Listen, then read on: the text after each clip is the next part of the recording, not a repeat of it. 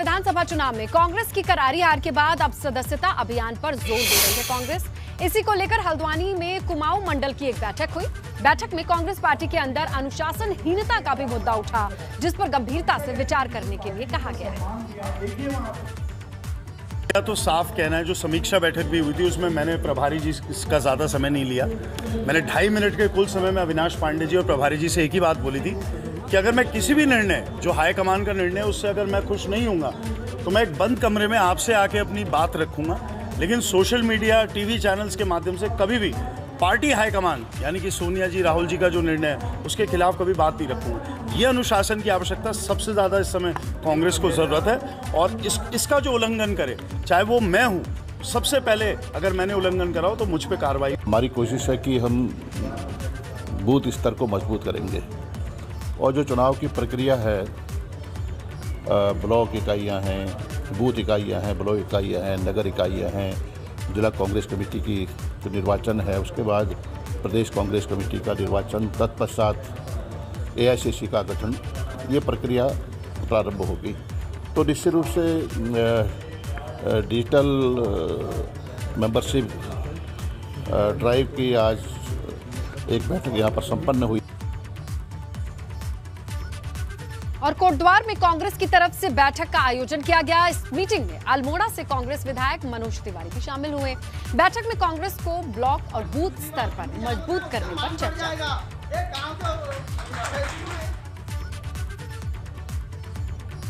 इस वालवाल विकासखंड के बूथ हैं जहां पर हम चुनाव जीते हैं, तो उसका मतप्रतिशत और कैसे बढ़ाएं, और उसके साथ जहां पर जिन बूथों में हम चुनाव हारे हैं वहां पर क्या कमियां रही, किस वजह से हम पीछे रहे, इन सारी चीज़ों को लेके कार्यकर्ताओं में समीक्षा बैठक रखी गई है।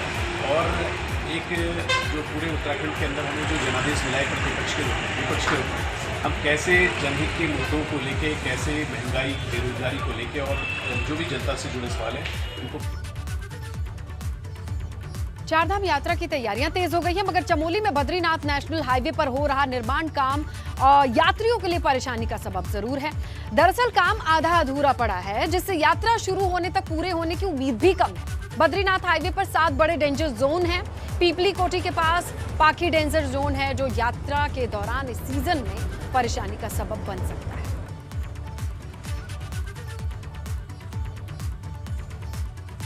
जो दुर्घटना संभावित क्षेत्र हैं हमारे, या जहां पत्थर गिरने की संभावना है, या भूस्खलन की संभावना है, उनका चिन्हीकरण किया जा चुका है और एक डिटेल्ड रिपोर्ट जिलाधिकारी महोदय को भी प्रेषित की गई है इस संबंध में, ताकि संबंधित कार्यदायी संस्था से उसको ठीक करवाने हेतु उनसे रिक्वेस्ट किया है। मौजूद हूँ बद्रीनाथ राष्ट्रीय राजमार्ग 07 के पास, और आप देख सकते हैं ठीक मेरे पीछे ये एक बड़ा हिस्सा है पहाड़ी का, क्योंकि कई ऐसे डेंजर जोन हैं जिनको तो अभी तक ठीक नहीं किया गया, और जो यात्रा है कुछ ही समय बाद चालू होने वाली है हेमकुंड साहिब की, बद्रीनाथ धाम की, और पर्यटन स्थल जो फूलों की घाटी है। लेकिन अभी तक जो सड़कें हैं बिल्कुल बदहाल पड़ी हुई हैं चमोली की, और जल्द समय रहते इनका ट्रीटमेंट अगर नहीं किया गया तो सुगम यात्रा है उसमें ये रोड़ा साबित हो सकते हैं। लक्ष्मण सिंह राणा, ABP गंगा, चमोली। तो चारधाम यात्रा की तैयारियां तेजी से चल रही हैं। परिवहन विभाग की तरफ से भी तैयारियां तेज कर दी गई हैं। परिवहन मंत्री चंदन रामदास ने कहा कि 18 अप्रैल को सभी निजी ऑपरेटर और परिवहन विभाग की बैठक ली जाएगी, जिसमें चारधाम यात्रा के लिए किराए का निर्धारण किया जाएगा। चंदन रामदास ने कहा कि समाज कल्याण और परिवहन विभाग में सुधार लाने के लिए अधिकारियों को 100 दिन का रोड मैप भी दिया गया है। 6 महीने का जो बैकलॉग तनख्वाह था, हम 2 महीने में आ गए हैं, और चारधाम यात्रा जब हमारी पूरी होगी तो हम तनख्वाह देने की स्थिति में होंगे। और मैंने अन्य भी रोडवेज में बहुत सुधार किए हैं, करने जा रहा हूँ। जो छोटे छोटे आपने जो सुझाव दिए हैं उसको भी मैं गंभीरता से लूँगा। चारधाम यात्रा में माननीय मुख्यमंत्री जी ने भी समीक्षा की है, मैंने भी की है, और 18 तारीख को मैंने निजी वाहन स्वामियों, विभाग और चारधाम यात्रा में जो जो सहयोग करते हैं सबके साथ बैठक करनी है। मैं चाहता हूं कि चारधाम यात्रा ऐतिहासिक हो, सुविधाजनक हो और निष्कंटक हो, ऐसा प्रयास करूंगा। अच्छी गाड़ियों की व्यवस्था होगी तो एक्सीडेंट भी कम होंगे। उत्तराखंड प्राइम में बात करते हैं हरिद्वार की, जहां व्यापारियों ने फार्मा इंडस्ट्री में फ्यूचर तलाशने की मुहिम शुरू की है।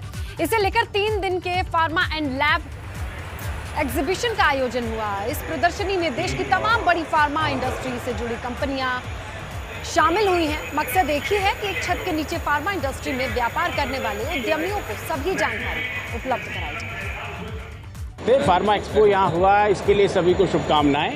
एकम से एक कंपनी है जो कि कंट्रीब्यूट कर रही है फार्मा इंडस्ट्री के लिए, और हिंदुस्तान की 12 से ज़्यादा प्रतिशत हम लोग बनाने का श्रेय और सौभाग्य हमें प्राप्त है। इसके लिए बहुत अच्छी बात है। लेकिन ऐसा नहीं है, सभी लोग इंडस्ट्री चला रहे हैं और कोई साइज़ के ऊपर फ़र्क नहीं पड़ता। लेकिन इम्पॉर्टेंट है कि उत्तराखंड के अंदर सभी लोग क्वालिटी को फोकस करके और अच्छे से अच्छा प्रोडक्ट इस दुनिया को देना चाहते हैं, लोगों को स्वस्थ करना चाहते हैं। ये हमारे लिए खुशी की बात है। कोटद्वार पुलिस ने 10,000 रुपए के इनामी आरोपी को रोहतक से गिरफ्तार किया है। बताया जा रहा है आरोपी पिछले 1 साल से फरार चल रहा है, इस वजह से इस पर इनाम रखा गया था। आरोपी अपने साथियों के साथ मिलकर सुनसान एटीएम को चिन्हित करके डिवाइस कैमरे लगाकर लोगों के एटीएम का डेटा कलेक्ट करके उसकी क्लोनिंग करता था। इसके बाद ये लोगों के खातों से पैसे निकालता था। डिवाइस लगा के और क्लोनिंग के आधार पे क्लोन करके आधार पे उसके 35,000 रुपये निकाल दीजिए। तत्काल थाने में 420 IPC में मुकदमा दर्ज किया गया। तो विवेचक द्वारा CCTV फुटेज को देखा गया, चेक किया गया, तो उसमें 3 व्यक्ति प्रकाश में आए, जिनका कि एक वाहन भी उन्होंने दिल्ली से खरीदा था। तो वाहन के जब दिल्ली में पूछताछ की तो पता लगा कि उन्होंने अपने वाहन किसी को बेचा था। तो उसी आधार पर ये हरियाणा रोहतक के रहने वाले थे 3 व्यक्ति। 2 व्यक्ति प्रयुक्त वाहन DN9C P100-192 जिसको बरामद कर लिए थे पहले। उत्तराखंड में भी इन दिनों अवैध अतिक्रमण के खिलाफ कार्रवाई की जा रही है। हरिद्वार अथॉरिटी की तरफ से अवैध कॉलोनीज पर भी कार्रवाई की जा रही है। ऐसी इमारतों और निर्माणों को गिराया जा रहा है जो अवैध रूप से बनाए गए हैं। तो देखिए, HRDA की ओर से भी अवैध प्रॉपर्टीज पर बुलडोजर चलने की कार्रवाई शुरू हो गई है। इन्हें चिन्हित किया जा रहा है, पता लगाया जा रहा है। जहां कहीं भी अतिक्रमण है उसे हटाने की मुहिम शुरू हो गई है। हरिद्वार की तस्वीरें आपके सामने हैं, जहां अवैध प्लॉटिंग की गई है उसे हटाया गया।